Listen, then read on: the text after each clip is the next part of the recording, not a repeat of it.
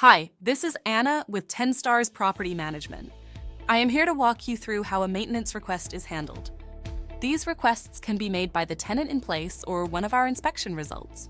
In all cases, all requests are always handled in a timely manner, and our emergency hotline is always available.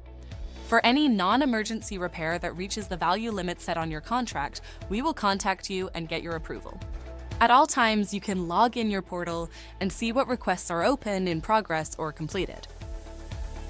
Now, once a request is received, our team will analyze the nature and urgency of each one. They are first triaged and assigned to our team members.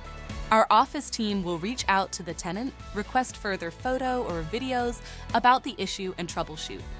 This service is free and included in your monthly management fee. If the troubleshooting does not fix the issue, our team will dispatch and schedule a licensed and insured vendor. They will go to your property and assess the issue. We will discuss the findings and have the problem remediated in the most efficient way.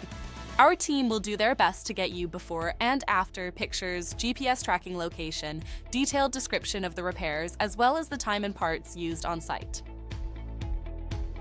Most of our vendors work on a net 30-day schedule that allows you to pay them on the next rent cycle.